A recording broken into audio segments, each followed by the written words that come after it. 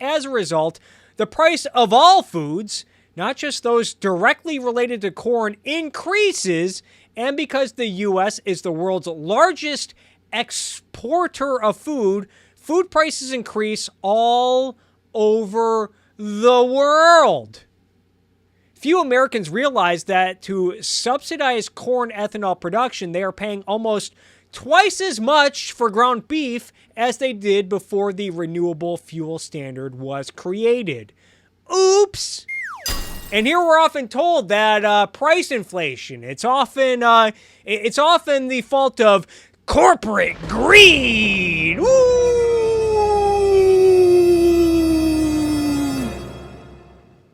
Get the fuck out of here.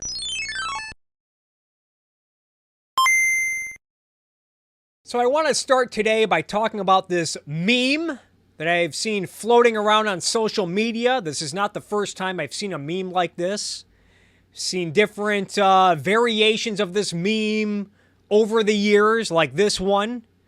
Usually it says something like, the problem with our food system. Then it shows, as you can see, like a cheeseburger for $1 versus a salad for $4.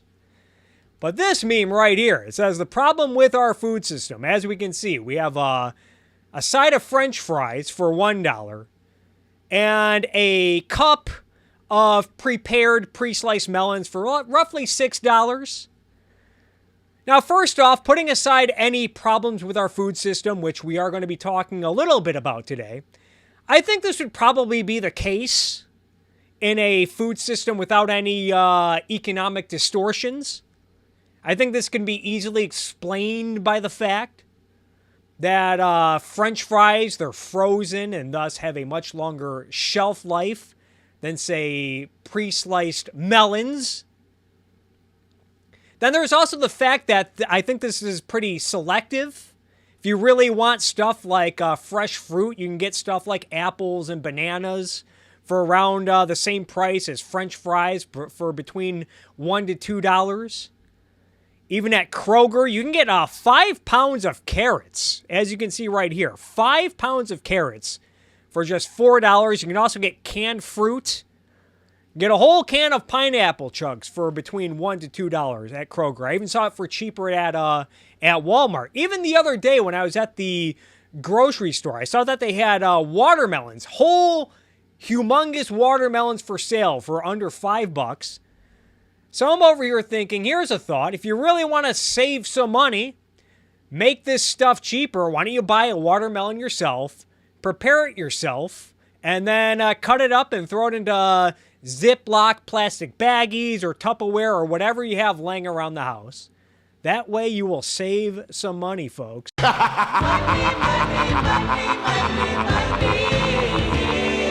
But what's also frustrating about memes like this is the fact that there are a lot of problems with the food system in America, where the government offers a variety of favors like subsidies and tariffs and trade restrictions on overseas competition. That's just not smart. That often result in price inflation and other distortions. I've talked about this before, with favors for the domestic sugar industry and the domestic dairy industry, and how those often result in higher prices on food, sometimes even shortages. The book Food Politics also touches upon this point.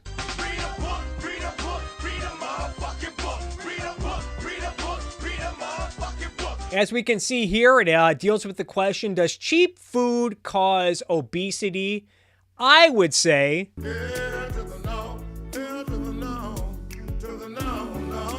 I guess you could argue that the cheaper the food, the easier it is for people to overeat or whatever. But as Food Politics, what everyone needs to know, says, the low cost of food in America is sometimes blamed on farm subsidies, but most agricultural economists disagree.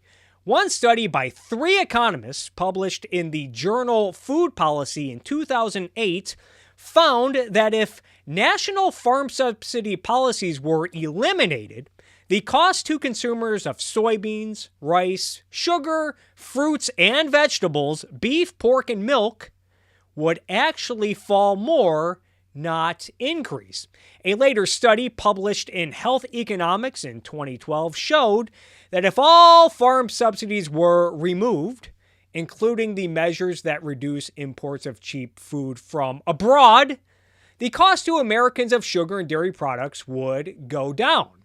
Going on to say that critics often assert that farm subsidies in the United States have generated too much corn production, which in turn lowers the price of livestock feed, making meat products artificially cheap. Corn prices have been slightly lowered by some farm policies in recent years, but on balance, corn prices have been artificially raised thanks to other government policies that promote the use of corn for ethanol production. The price of corn has also been driven up by import restrictions on sugar that encourage the use of corn-based sweeteners such as high fructose corn syrup. If sugar import restrictions were removed, the price of both sugar and high fructose corn syrup in the United States would fall by roughly 15%.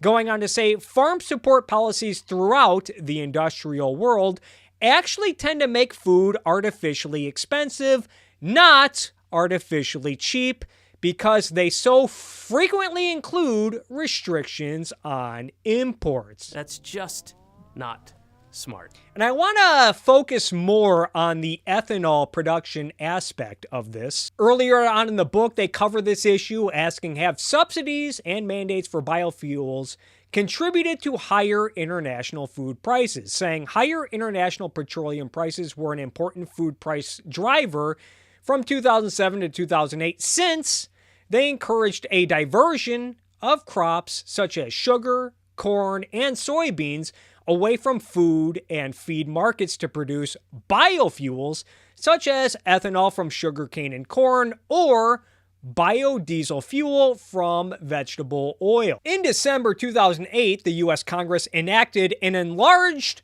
mandate for corn-based ethanol production up from a prevailing 5 billion gallon level to a minimum of at least 15 billion gallons by 2015. 4 years earlier, the European Union issued its own directive setting a target of 5.75% for renewable energy use in the transport sector by 2010. China had also been building state-owned ethanol plants, and in 2007, it emerged as the third largest ethanol producer in the world after the United States and Brazil. With policies such as these in place, 70% of all increased corn production globally between 2004 and 2007 went to biofuel use.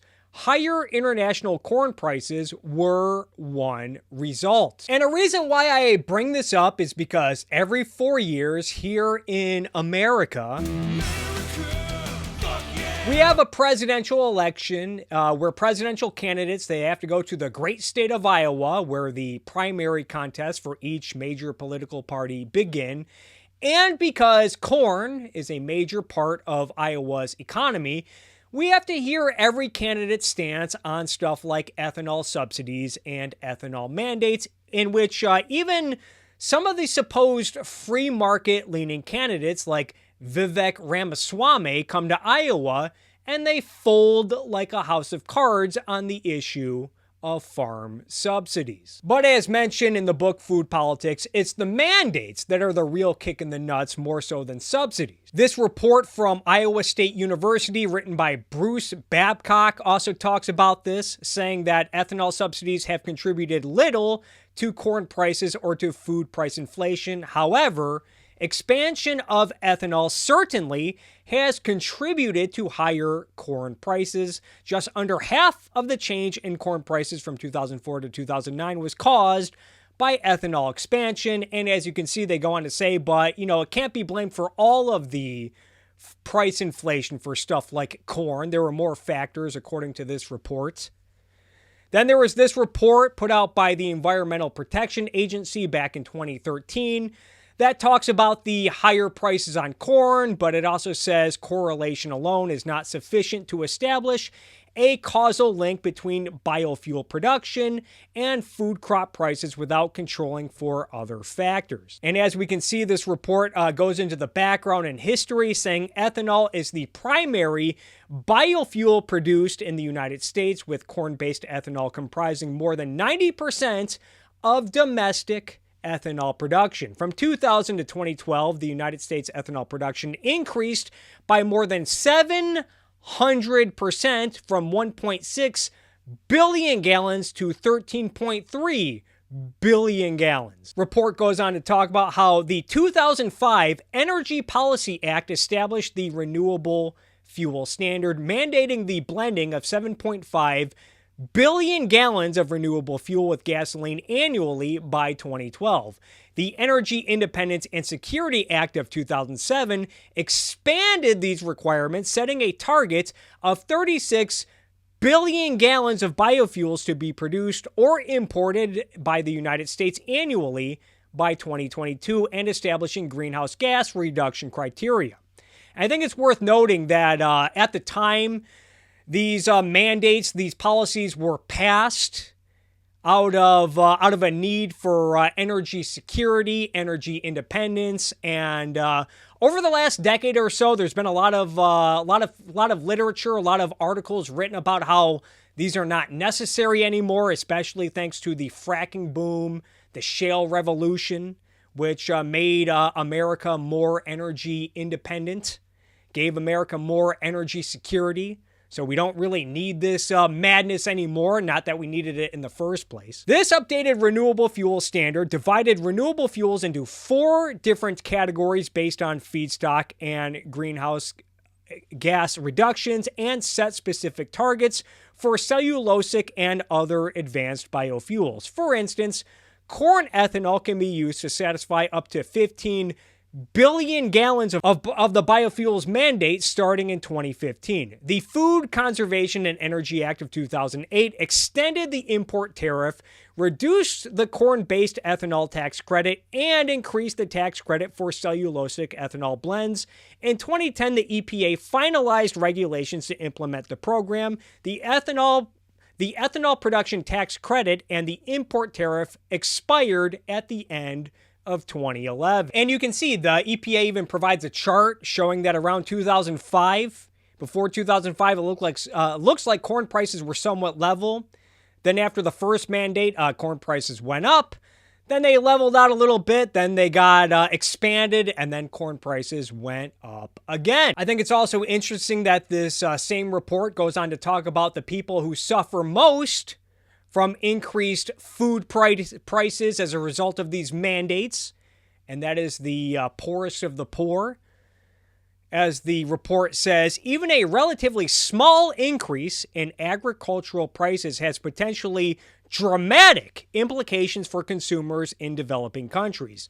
Poor households are likely to respond to increases in food prices by reducing food consumption, which may lead to a caloric and nutritional deficiencies, and by spending less of their income on other goods and services such as education, savings, and investment. And in the concluding paragraph, the report says the one common thread across all the studies is the finding that higher crop prices resulting from biofuels expansion leads to net increases in hunger or poverty.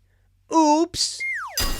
And then right after that, we have the report's conclusion, which says economic theory suggests that diverting a sizable share of corn production to ethanol for fuel will put upward pressure on corn prices. While several empirical analyses confirm this finding, the literature has reported price effects from biofuel expansion ranging from nil to over 70%, adding that our review of long-run analyses released between 2008 and 2013 shows that the study-weighted average effect of an additional billion gallons of corn ethanol on corn prices is approximately 2 to 3%. So it looks like the ethanol mandates and subsidies, they definitely play a role in driving up corn prices. The disagreement seems to be over the magnitude, the degree to which they impact corn prices. And also remember that corn prices, they affect other food prices because corn is used in a lot of livestock feed, which will then affect meat and dairy as a result.